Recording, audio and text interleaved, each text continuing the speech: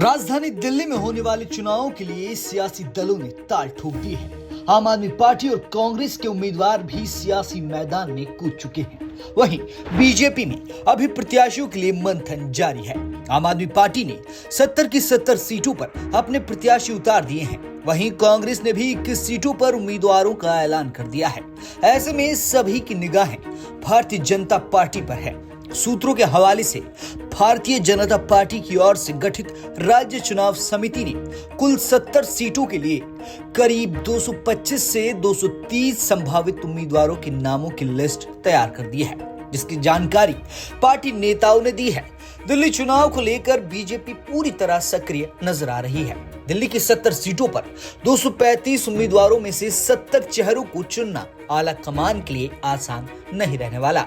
इसीलिए BJP high command में अभी भी प्रत्याशियों की फाइनल लिस्ट जारी करने के लिए माथापच्ची है।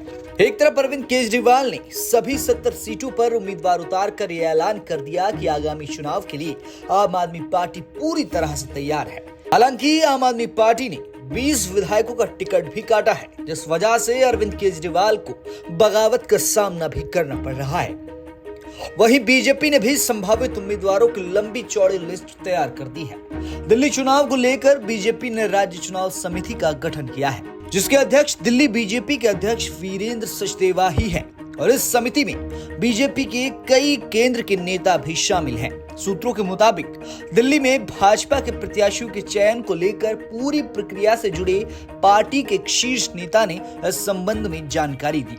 उन्होंने कहा, केंद्रीय पर्यवेक्षकों द्वारा तैयार की गई 500 से ज्यादा उम्मीदवारों की सूची में से काबिल उम्मीदवारों के नाम छांटने के लिए गुरुवार को 4 घंटे से ज्यादा समय की बैठक हुई।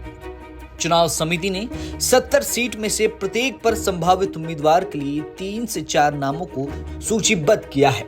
इन नामों पर आगे चर्चा की जाएगी और शनिवार को होने वाली समिति की अगली बैठक में नामों की लिस्ट बनाई जाएगी और केंद्रीय चुनाव समिति द्वारा चुनाव पर चर्चा करने के बाद ही अगले हफ्ते उम्मीदवारों के नाम की घोषणा हो सकती है। बता दें कि अभी तक चुनाव आयोग द्वारा दिल्ली चुनाव की तारीखों की घोषणा नहीं की गई है, जिसका इंतजार सियासी दलों को है।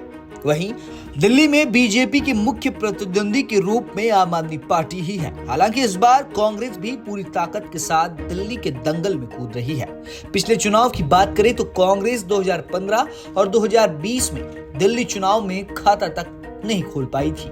वहीं बीजेपी ने 2015 में महज 3 सीटें जीती और 2020 में बीजेपी को 8 सीटों के साथ संतोष करना पड़ा। लेकिन इस बार बीजेपी मजबूती के साथ चुनाव लड़ने जा रही है।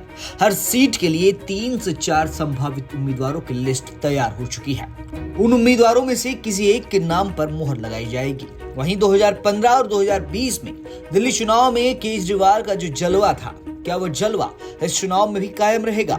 इसके साथ ही बीजेपी ने जो 225 से 230 संभावित उम्मीदवारों के नाम की लिस्ट बनाई है, उनमें से किन 70 नामों पर मुहर लगाई जाती है? कई सवाल हैं जिनका जवाब कुछ वक्त में मिल जाएगा। रिपोर्ट दिल्ली तक।